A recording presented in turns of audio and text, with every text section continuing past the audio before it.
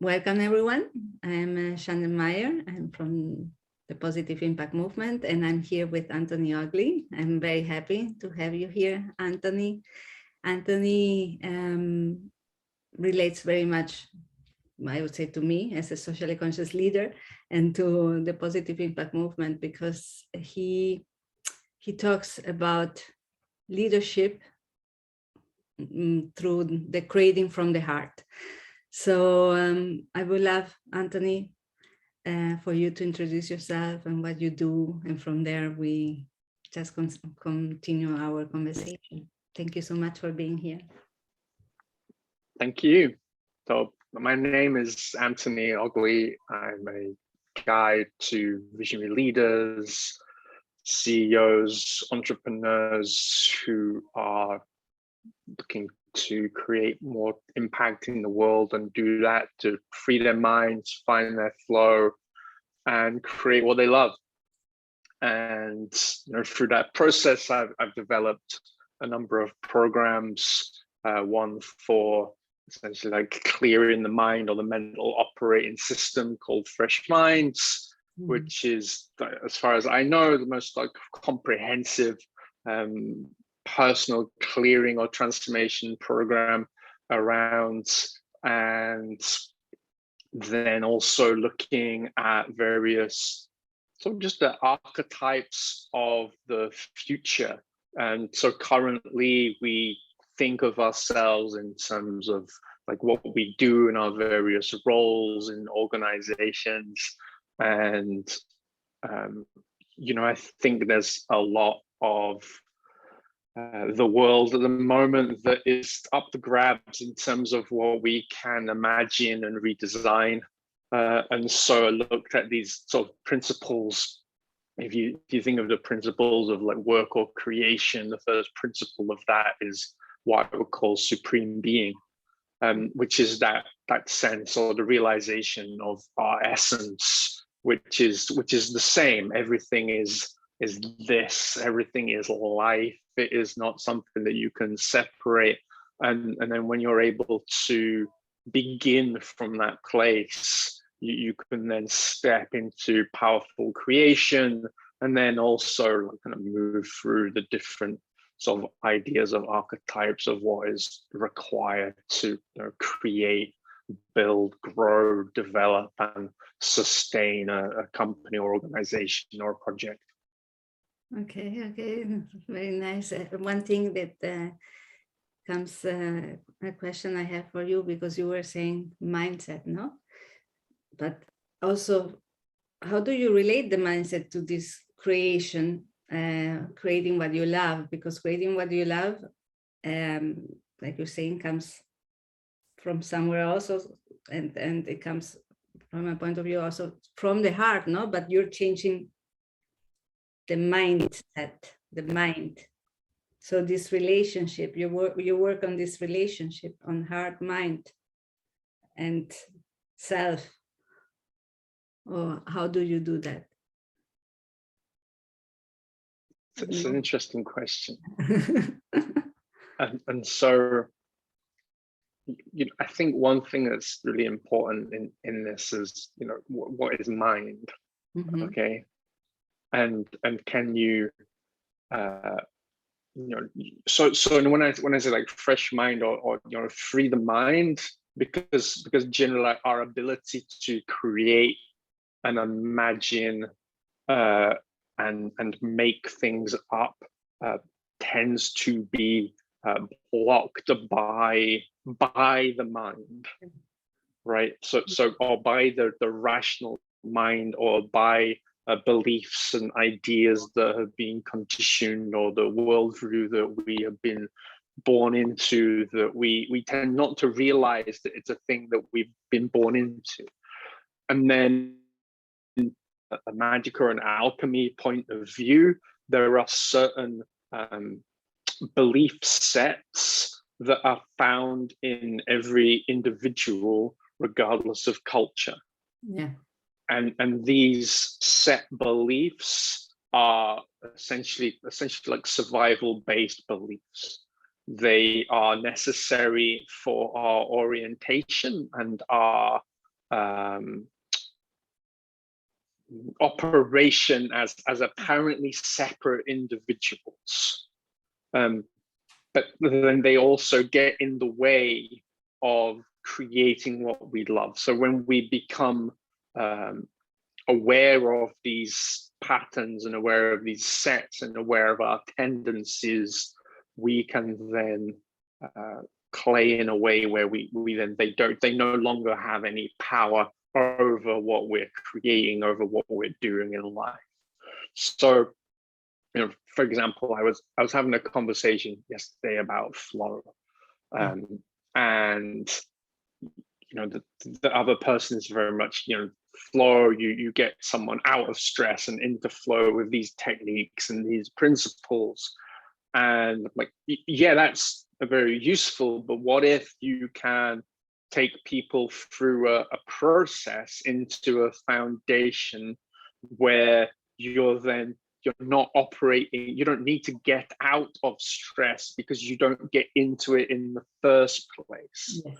And so, essentially what I created in Fresh Minds was a way of systematically looking at the various areas of intelligence and our stages of development in terms of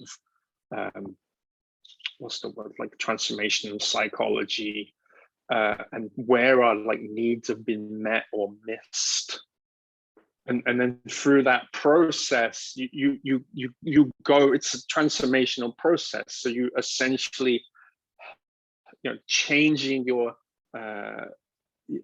point of reference of who you are from I as this to I as everything, or I as nothing, or you can take either of those positions or both at the same time if you want. And then once you have that, once you have realized your essential nature, it's like that's it, right? It's like, it's almost like once you've when you've learned how to drive, you don't go like, better go and do that again every day, right? And so it removes the need to practice all of these techniques that most of the personal development world is built on. Yes. Now, we may still do many of these things, right? So, I have a client I worked with, and he started waking up naturally at 4 o'clock in the morning. So there's a big thing of like the 5 a.m. club, and you should do this. But what happened is he just started waking up at 4 o'clock in the morning, no matter what. Like, so he'd go to bed. Sometimes it would be annoying because he'd be like, the late night, go to bed at 11, and like up at 4 a.m. Okay. And then he'd meditate every day. And he'd meditate using these specific practices of, certain person, etc., etc. But he's no longer trying to meditate to become whole, or to find peace, or to do all these things in this never-ending quest to find ourselves, or to fix our broken nature. He's doing it because he really enjoys the practice, and it helps him gain more kind of insight and awareness into his business. He gets better ideas, etc., etc. But that thing that seems to be at the core of the fixing movement is no longer present, because you establish that foundation. Oh, well, I know, this is what people say to me, I know who I am. Yeah. Right. I know who I am. I know what life is. That thing that's done now. Yes. Right. Yes. Which is why, when people come to Fresh Mind, one of the things that is stated in that, you do it and you're done, right? There isn't, because most of the most of the things in the personal development world is all about build an ecosystem so your clients keep coming back. But issue with that, if if people keep coming back, well, what are they coming back for? They're coming back on this like never-ending loop of fixing and healing and all this kind of stuff. And you know, like fresh mind, like you go through, you realize what you already knew, which was that you're already whole, and that becomes like the concrete, becomes your foundation. Like, and then from there, you know, there's a whole bunch of stuff you can go and learn and develop. There's skill sets, right? I mean, we look at 18 areas of development, and then, you know, and then like you've got like essential stuff for like business or leadership skills on top of that you might be useful, right? You know, you can go and practice and develop those skills and improve in those skills endlessly. It's a wonderful thing. But you don't need to, once you've got like, oh, peace is what I am. Oh, that's my foundation. Okay, great. Love is what I am. Okay, that's my foundation. Mm-hmm.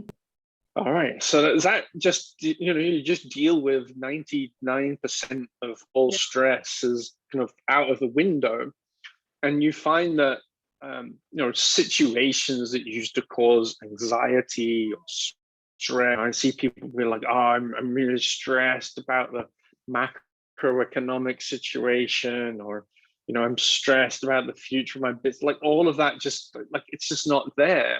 Like the situation doesn't go away. There's still, doesn't somehow remove.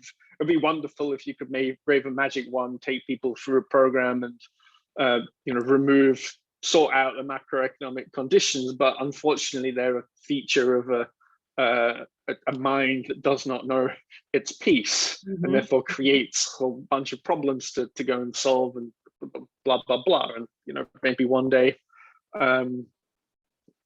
we'll, you know, enough individuals will have dropped that way of being for our civilization to be designed and created in a way that honors the peace that we are. And until that, we go kind of one person and one organization, one project at a time. Yes. That's what I love. No, at the end, we change the outside through our own change individually, and then we collectively change. No, but it has to go individually.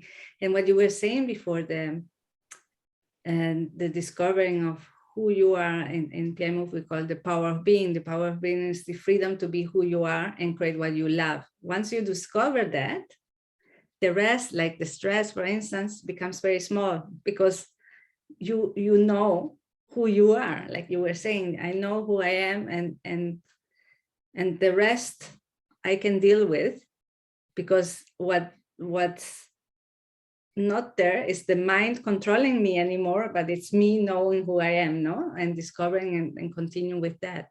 So the mindset changes directly, because you like you were saying, your point of view is a different one now. From there, you are going and doing what you have to do outside, no? But it comes from this insight, from this discovery, and this spiraling up, no, of learning and growing without, like you were saying, not coming back and back to the same thing. And that I also then relate to what I've seen you've written, which I love, is the fact about leadership. Leadership is, well, as we say, it's to be your own guru and not to be selling books, no, and showing, and yeah, not be the best author because I'm selling book and you have to learn through my method, because at the end we all learn our own way. There's no one size fits all, and leadership has to do with, okay,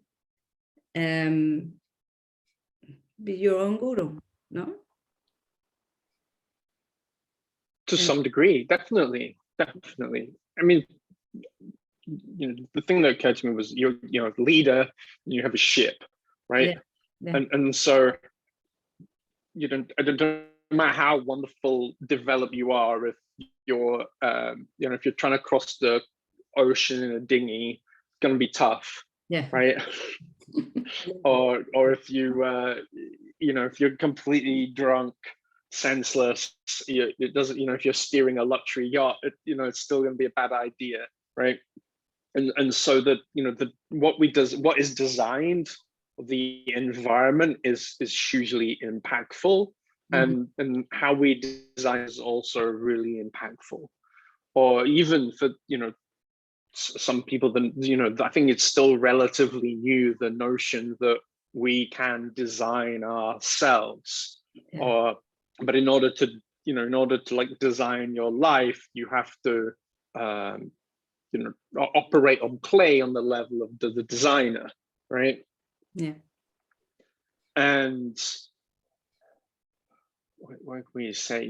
I mean, really, what is leadership? Really, leadership is the ability to create and live a life that you love, and then to how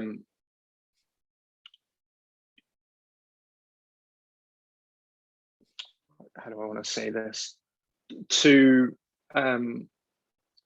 deliver for yourself and what you care about, true end results. Yes. End results that come from your heart, that come from a vision that is not of necessarily the rational mind, something that doesn't have to quote unquote make sense. And that's basically it.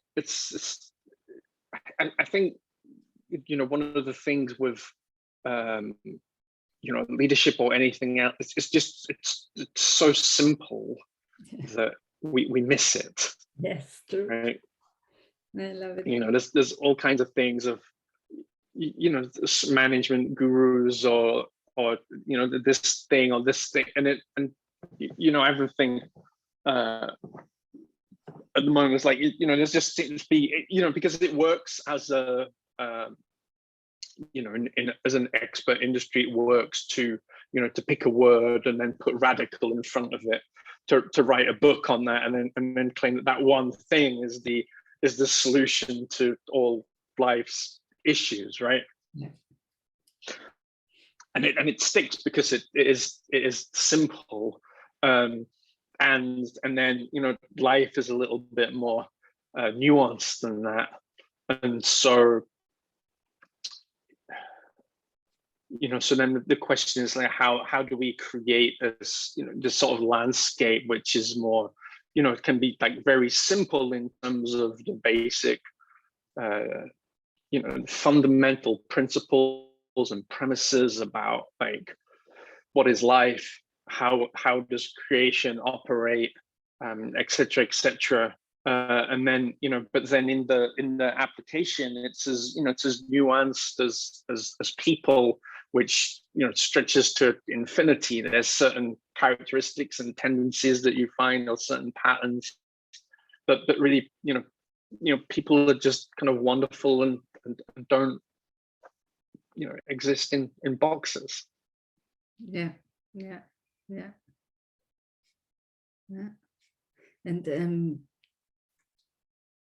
And yes, leadership, yes. Leadership at the end is being simple, is flowing, like you were saying at the start also. No, leadership has to do with this freedom, the fresh mind, the fresh mindset of flowing and creating for that, for you first. Because when you do it for you first, you do it for everyone else. And you are, as a leader, you are serving others through your own being and your own service. You're nurturing others as they nurture yourself, and you continue growing like that. No, so leadership is something expansive and something that inspires others, because you are being the leader for yourself. At the end, when you are creating with love and being, you inspire others through that, and you are able to expand and grow into the outside. And so this is also what you mean when you talk about conscious leader. that's it, no? That's this from the heart, from creating from there. That has to do with the fresh mind and all this leadership for yourself first. Yeah, I mean, it'd be wonderful if there was some practices involved in being a leader at a higher level, or imagine like if if you needed the position in government and you had to demonstrate your capacity to love yourself. Yes. Right. Yes. And if you had to sort of somehow prove you had a fresh mind and the capacity to come from the heart, and to really be an example of like peace and love of yourself and of one's country, and then it would be really interesting to see what what was designed there.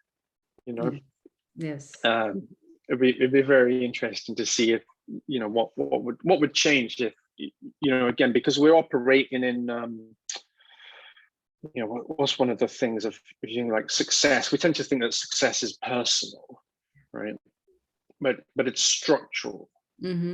Success is a structure. It's about how your operating system is designed on a personal level, and then it's about how the world is structured and in terms of like the physical reality, right?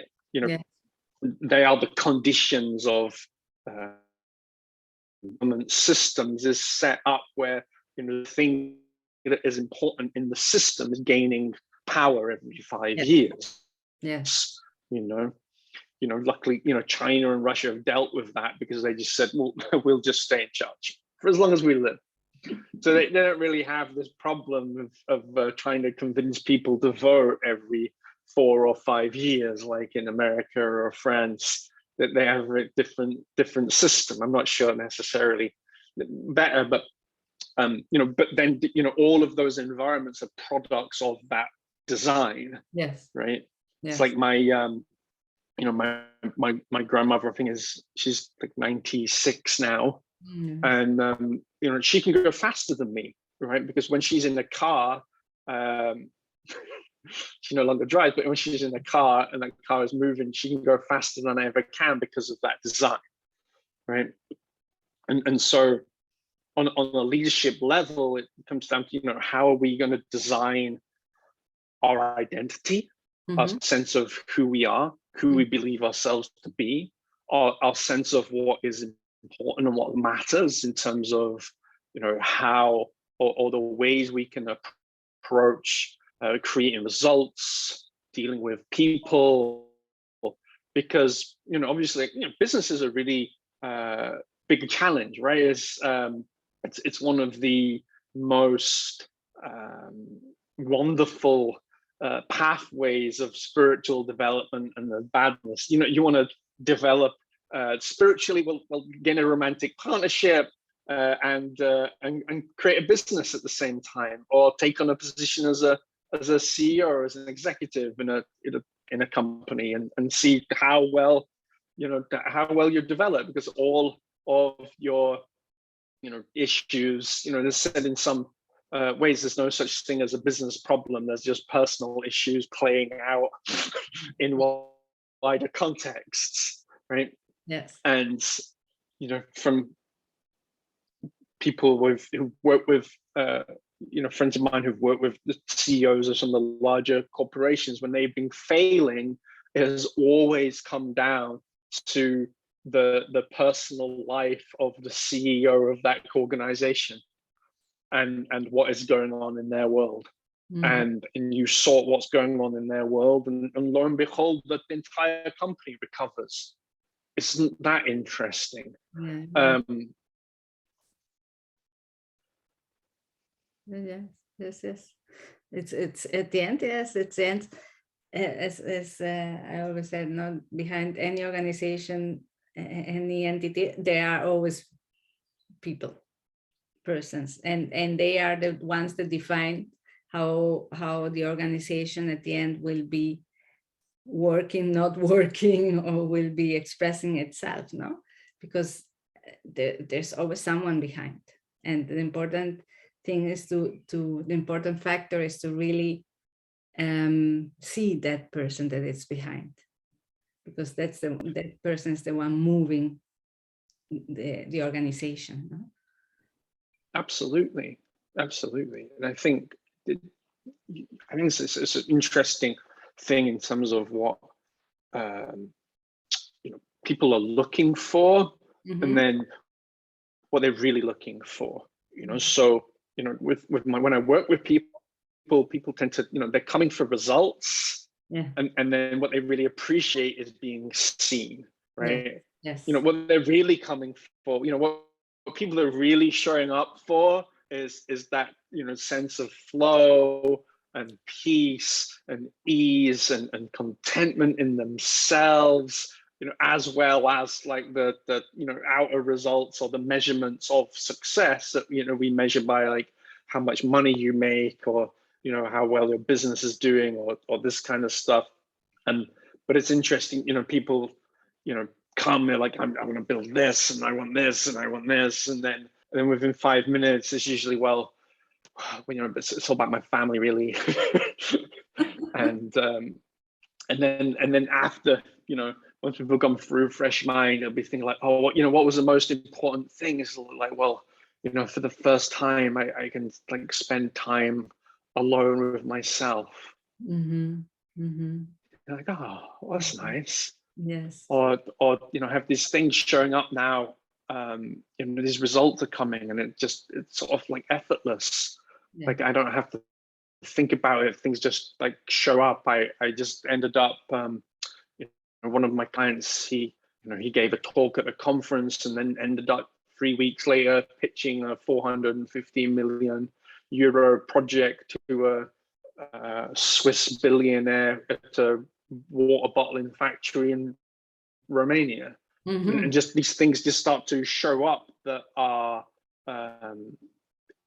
available for us, or what's another thing we can say here of people like, oh, I want this, I want this, I want this. And do you not think that given the intelligence of life, do you not think it's possible that the universe has a pretty good idea of what you want? And if you just concentrate, focus on clearing away what is not true. Yes. Like this stuff that you're really wanting and you're desperately like efforting away to try and get, it might just show up. Yes, or not. But it's I always say indeed or not. yeah, but it's maybe something better, no? Because at the end we learn that by flowing, that many things come to us that we didn't even imagine with our mind. So when we are setting goals and results and everything, it's because where we are now, we're seeing it from where we are now. But when we allow ourselves to flow through our being and in this freedom, things come up that we didn't even imagine. And what we wanted before, it's already doesn't matter, because it was something that it's not even what we got today, no? Because our mind in the time when I thought about those results was the mind. It wasn't the things happening around me through my flowing. Oh, absolutely. So when the first thing that I do with people is a process that I learned from William Whitecloud, and it's the creation of a true vision. Okay. So, and a true vision is the sweet spot of what you really care most about and what is possible for you to create. Okay. So you might have your goals, and you've got your KPIs, and you come and it's like, well, here's a true vision. And that is, it's a creative designed to get you to imagine and make up what is there in like your optimal possibility of creation, right? And of course that true vision changes over time, right? Because if you if you imagine a certain level of business success and that's there in your vision, but once you've created that, then it's not going to be your vision anymore because it's there, it's in reality. And you're spiral. Yeah, exactly. So we're always creating and always creating, but when that comes from the heart, and then we create like sentences, right? Which are designed to carry and connect with the frequency of that vision. Yes.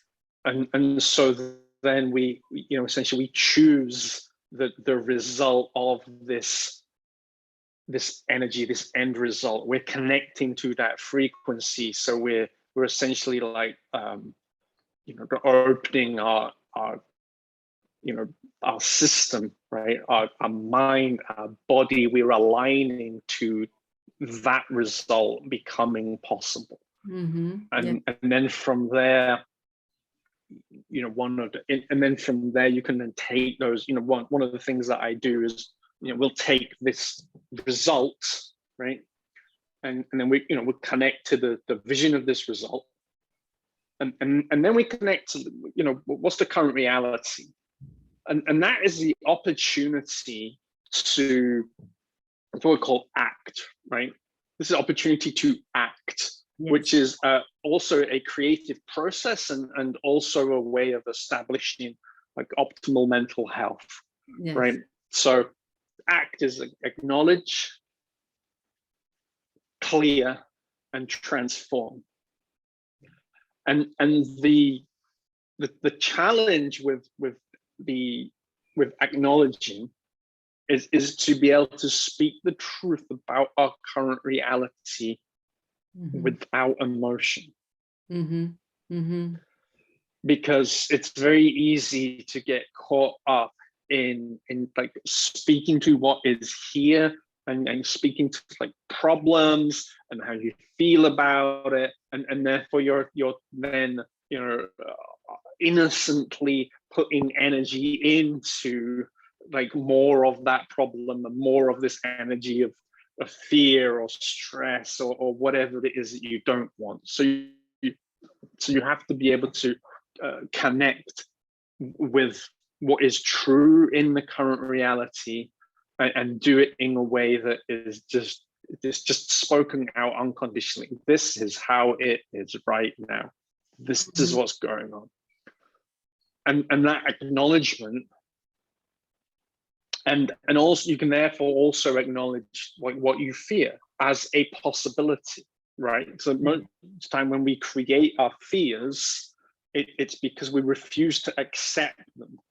Yes. We refuse to accept the worst case scenario as a possibility, which increases the chances of the worst case scenario becoming real. And once you acknowledge that, you can then acknowledge every other possibility. Yes. Yes.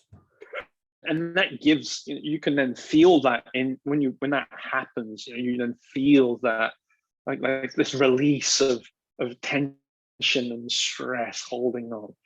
And then it gives the ability for then tension can then flow, or creative tension can then happen, which is this tension and same energy then can flow into your vision.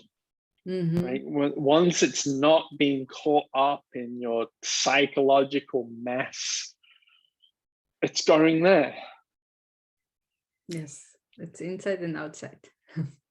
Exactly. Yes. Exactly.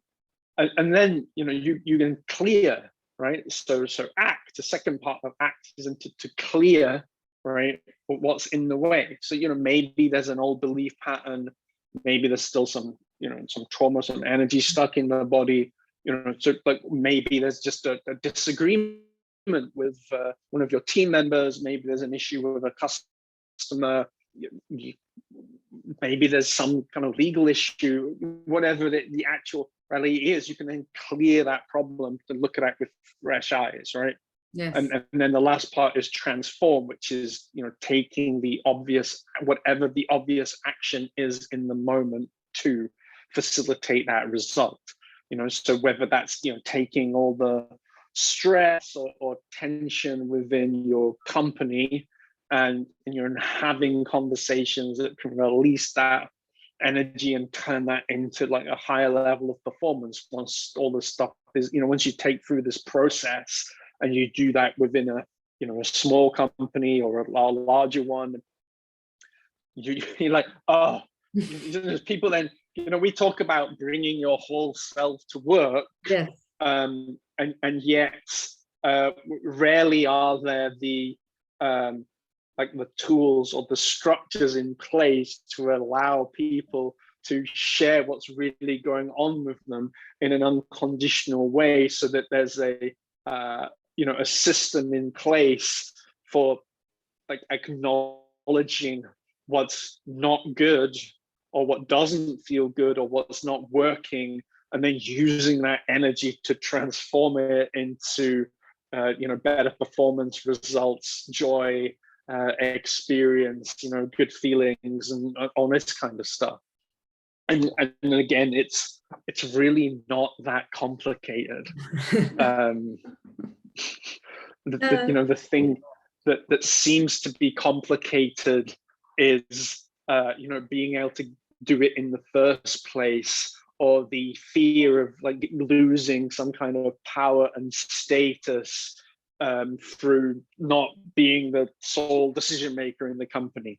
Mm-hmm. But as one person brilliantly states, I think it's a quote from Peter Senge, who said something on the lines of the art of being a leader in this age is not about decision making. It's about creating environments where everybody is empowered to make decisions. Yes, totally true. Yeah, and beautiful. But as a CEO or as a founder, right? When you've created a company and really has been on you, you've had to make all those decisions. It's like giving up that sense of control is not. It doesn't always come so easy, and particularly as a as a CEO, if your neck is on the line, responsibly and you're empowering everyone to make decisions, that's a big, it's a big transformation, or what's the word I want to say? It's an initiation that you have to go through from this place to this place. As people who have spoken about going from a traditional command and control structure organization to one of the like modern forms of a more kind of holistic one. The CEOs through that company have just like, the shifts I've had to go through, it was so hard to change my behavior and my my whole like operating system to go through that change. It was like the hardest thing I've ever done. Yes. But once you do that, it's once you discover your power being, also the other thing that happens is that you forget about competition. You just want to empower others, because through empowering others, you get empowered yourself, no? Because everything comes from you. You are flowing through you. You are being who you are. You are in freedom to create. And when you do that, you want the other ones also to do that. So you delegate more. Well, you delegate easily afterwards. No, you really give. You give and receive, because everything is about giving and receiving. There's a balance, no? But is this okay? I'm the CEO and everything, but I know that if I allow others, if I empower others, I grow with them too, also in the company. So it's all this that it's this, well, we call it socially conscious leadership. Now at the end is this, empowering others to get empowered, but not because you get empowered, it's because you love to empower. It's all this spiraling of positive impact, that it goes everywhere once you discover this freedom to be who you are and create what you love. It's this conscious or socially conscious leadership that allows everyone to thrive, because you are not competing anymore. And we grow up in a business environment that it's competing. But here you just leave it aside because it's not of your interest. It's not you anymore. Well, also, it's not useful. Yes, not at all. To focus, just if you actually think about it and break it down, rationally, to focus on competition is energy taken away from focusing on growing your own company. Yes, and yet it's what we're told to do, right? Yes. I was once in a situation where I was was going to work with someone, and unfortunately this person's husband had just sold their business for millions, and decided he didn't really like what I was about. It didn't really fit his worldview very well, and he pretended that he also wanted to become my client. So basically, he'd get on a call with me and rip me to pieces. Ooh. Yeah. And the conversation started off really well, because he said, "Well, why do you stand out from your competitors?" And I was like, "Well, I don't really think about them. I mean, what competitor? I don't know. Like, I can tell you a bunch of things about the essentially the industry that I work in that I don't like, that I think is designed badly." And doesn't work, but that's not really what I'm about, because I'm just about the process of creating, and then through that creation, the people who are fit to work with me, they find me, or I find them, and then we go out and we play, and it just I think someone who's gone into these corporate environments and competed their ass off. And you just realize like how unethical that was. But I think it's again, it was a very necessary part of our development out of a survival situation. Like back in the day, you had you had to compete. Yeah. And competition is a wonderful thing. But even if you speak to the people who are the greatest competitors of all time, they're often driven by rivalries and focus, and that helps them bring out the best of themselves. But while they're competing, they're just in flow. When you speak to founders and top sports people who are really at like the pinnacle of achievement, who really create amazing things, there's often like outside influences, like rivals, this competitive edge that like brings something out of them.